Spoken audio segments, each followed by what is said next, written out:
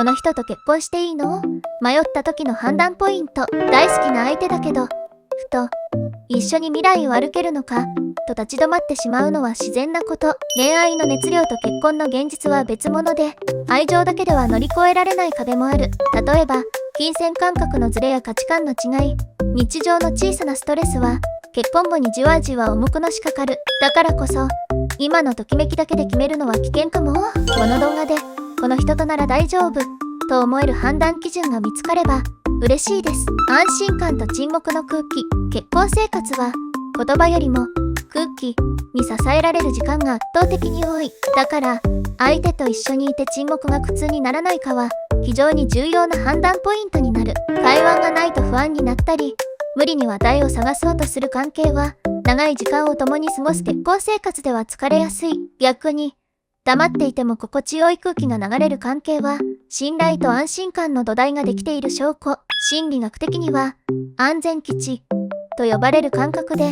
相手の存在が自分を安心させるかどうかが鍵となる。例えば、一緒に過ごしている時、無理に会話をつながなくても心地よい。車で無言の時間が続いても気まずくならない。そうした自然な沈黙は、深い心の相性を示してる。波長が合う人とは言葉がなくても通じる空気感がある。結婚相手に求めるべきは、常に楽しませてくれる人ではなく、何もなくても落ち着ける人。まずは沈黙の中で自分の心が軽くなれるかを観察しよう。金銭感覚とライフプランの相性。結婚生活の安定度を大きく左右する要素の一つ。恋愛中はお金の話を避けがちだけど、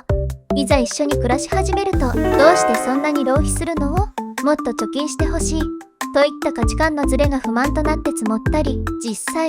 離婚理由にお金の問題が上位に挙げられるのは珍しくない。例えば、給料をすぐに好きなものに使いたいタイプと、将来のためにコツコツ貯金タイプが一緒になると、ストレスの原因になりやすい。大切なのは、どちらが正しいか、ではなく、二人が心地よく暮らせるバランスを見つけること。日常の買い物、趣味への出費、貯金額などについて、あらかじめオープンに話し合うことが後々のトラブルを防ぐ。例えば、共通口座はこれだけ貯めて、残りはお小遣いにする。といったルールを設けるだけでも、不要な衝突は減る。また、結婚後のライフプラン、子供、マイホーム、老後資金などをどうしたいか共有することで、お互いが同じ方向を見て動ける安心感が生まれる。お金の話題は重く感じるかもしれないけど、一緒に未来を考える機会だと捉えると、心強い基盤になる。結婚後の自由時間への理解度。これは意外と見落とされがちだけど、長く一緒に暮らす上で非常に重要なポイント。どれだけ仲の良い夫婦でも、常に一緒に過ごすことが最適とは限らない。一人の時間がないと疲れる。趣味や友人との時間が大事。と感じるタイプと、せっかく結婚したんだから、休日はいつも一緒がいい。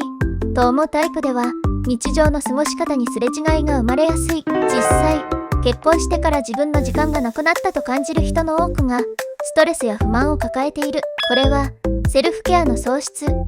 として知られ、自分自身と向き合う時間が極端に減ると、心のバランスを崩しやすくなる傾向がある。大切なのは、お互いに自由時間を持つことは悪いことではないと理解し合えるかどうか。例えば、土曜の午前はお互い自由時間、月に一度は一人旅 OK。といったルールを事前に話し合っておくだけでも、かなりの安心感が生まれる。また、自分の時間を楽しめる人は、相手にも優しくなれるもの。相手の一人時間を尊重するということは、信頼や思いやりを形にする行動でもある。結婚イコールずっと一緒ではなく、結婚イコールお互いの心地よさを尊重し合う関係と考えられるか。そこに、長く続く穏やかな関係のヒントが隠れているかも。価値観の芯が似ているか。好みや趣味が一致することよりも大切なのは、価値観の芯が近いかどうか。お金の使い方、家事や生活リズム、仕事や家族への考え方、これらの根っこが大きくずれていると、小さなすれ違いが積み重なりやすい。これは、ライフコースの共有感と呼ばれ、人生の方向性が似ていることが、長期的な幸福度を高める要素だと言われている。例えば、旅行よりも貯金を優先する人と、思い立ったら散財して楽しみたい人、どちらが良い悪いではなく、ズレが大きいと結婚後に、なぜ分かってくれないの？と不満が生まれやすい。完璧に同じである必要はないけど、ここだけは譲れない。という軸が似ていることが重要。一度、相手と将来のイメージを話し合ってみるといい。5年後はどんな暮らしがしたいという問いに、安心できる答えが返ってくるか、その真の一致こそ、長い結婚生活の支えになる。尊敬できる部分がある。恋愛のドキドキは数年で落ち着くけれど、長く続く関係を支えるのは、尊敬。相手を人として尊敬できるかどうかは、結婚生活の安定に直結する。心理学的な研究でも、パートナーに対する尊敬や感謝が夫婦関係の満足度や幸福度を高めると報告されている。外見や趣味は変わっても、この人の考え方や姿勢は素敵だな、と思える部分があると、困難な時も支え合いやすくなる。尊敬といっても特別なことではなく、日常の小さな態度や行動で十分だ。例えば、約束をきちんと守る、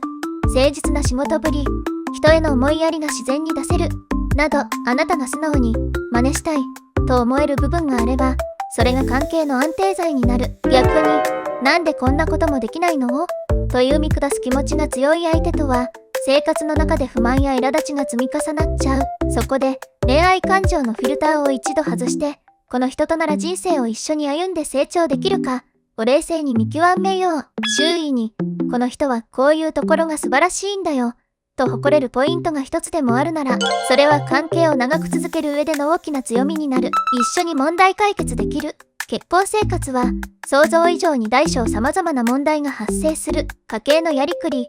親族との付き合い、将来設計、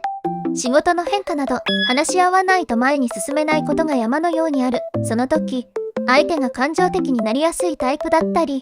そもそも話し合う姿勢を持たないタイプだと、どんなに愛情があっても疲弊しちゃう。問題を一緒に解決できる相手かどうかは、長い人生を共にする上で非常に重要な判断基準。建設的なコミュニケーションができるカップルは、対立を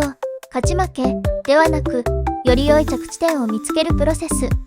と捉えている。意見がぶつかった時に、どうすれば2人にとって良い解決策になるかを一緒に考えられる人は、相手の価値観を尊重する柔軟性を持ってる。逆に、自分が正しいから謝らないと意固地になる人は、将来の大きなトラブルを引き起こしやすい。デート中やちょっとしたハプニングの時に、相手がどう動くか観察してみよう。問題に冷静に対処できるか、あなたの意見を受け止めてくれるか、小さな試練で見えるチームとしての力を見よう。直感、データや条件ばかりを見てしまいがちだけど、実はなんとなく落ち着く、なぜか違和感があるといった直感は重要なサインだとされる。人間の脳は無意識に膨大な情報を処理し、言葉にできない感覚として危険信号や安心感を発してる。これはスピリチュアルでいう波動やエネルギーの相性に近い感覚で、理屈よりも早く心が反応している証拠。例えば、一緒にいると心拍数が自然に落ち着く。沈黙が嫌ではない。理由はわからないのにホッとする。これらは相性が良いサインかも。逆になぜかそわそわする。会った後にどっと疲れる。などの感覚がある場合、それは相手の言動があなたの無意識にストレスを与えている可能性が高い。大切なのは、その感覚を無視しないこと。違和感は、目に見えない危険信号とも言える。結婚生活は長く続くから、最初に感じるかすかな引っかかりが、後に大きな問題となって現れることもある。もう一度この人と同じ時間を過ごしたいか、と自問すると、自分の心がどう反応しているかが見えやすくなる。まとめ、結婚相手を探すとき、多くの人が完璧な相手を求めがち。でも現実には完璧な人など存在しない。大事なのは、あなたがこの人となら一緒に未来を歩きたいと思えるかどうか。安心感や価値観、尊敬できる部分、問題解決の姿勢、直感のサイン。これらのうち、すべてを満たさなくても、心からこれだと感じるものがあれば十分。日々の小さなやりとりや沈黙の心地よさは、長い時間を共にする上で大きな支えになる。もし迷うなら、自分の胸に問いかけてみて、この人と過ごす未来を想像して、穏やかな気持ちになれる。その答えがイエスに近いなら、完璧さよりもその感覚を信じて進んでほしい。